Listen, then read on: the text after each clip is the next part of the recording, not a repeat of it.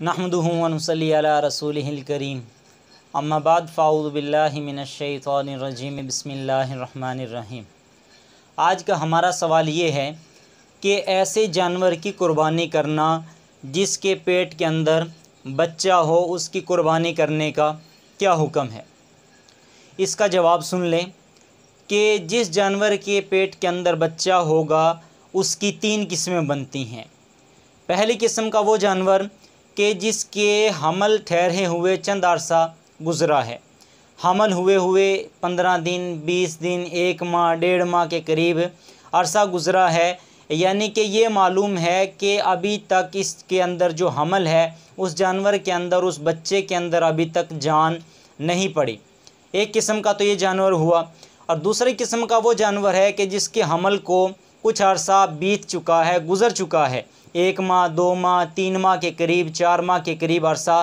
गुज़र चुका है और ये कन्फर्म मालूम है कि जो इस जानवर के पेट के अंदर बच्चा है उसके अंदर रूह आ चुकी है, जान आ चुकी है।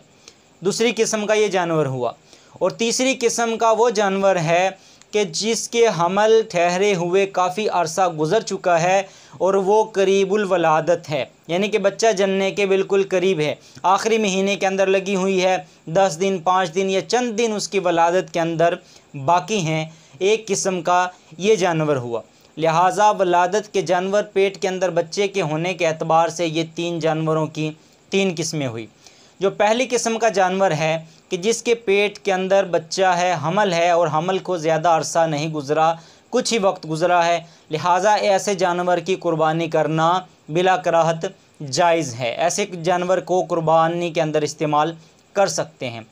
अब जो दूसरा किस्म का जानवर है कि जिसके हमल ठहरे हुए काफ़ी अरसा गुज़र चुका है और उस बच्चे के अंदर रूह आ चुकी है, जान आ चुकी है, तो इसके मुतालिक बाज़ हज़रात ने ये फ़रमाया है कि बेहतर ये है कि ऐसे जानवर की जगह दूसरे जानवर को इस्तेमाल कुर्बानी के अंदर ज़िबा कर दिया जाए। लेकिन अगर अलबत्ता कोई ऐसे जानवर को ज़िबा करना चाहे, कुर्बानी के अंदर इस्तेमाल करना चाहे कि जिसके बच्चे के अंदर जान आ चुकी है, तो वो कुर्बानी कर सकता है, उसके लिए जायज़ है। अलबत्ता बेहतर ये है कि इसके बदले के अंदर किसी दूसरी जानवर को ख़रीद ले, इतनी ही कीमत वाले जानवर को, या इससे ज़्यादा कीमत वाले जानवर को ख़रीद ले, या इसे जानवर को ख़ुद रख ले और इसके बदले में इतनी ही मालियत वाले दूसरे जानवर की कुर्बानी कर दे। लेकिन अगर किसी ने ऐसे जानवर की कुर्बानी की जिसके पेट के अंदर बच्चा था और उस के अंदर जान भी आ चुकी थी और ज़िबा करने के बाद अगर वो बच्चा ज़िंदा निकला तो उस बच्चे को भी ज़िबा करना ज़रूरी है और उसका गोश्त खाना भी जायज़ है। लेकिन अगर ज़िबा करने के बाद बच्चा मुर्दा पैदा हुआ तो ऐसी सूरत के अंदर उस बच्चे का गोश्त खाना जायज़ नहीं है, लेकिन ऐसे जानवर का गोश्त खाना जायज़ है, यानी कि माँ का गोश्त खाना जायज़ है। अब तीसरी किस्म का वो जानवर है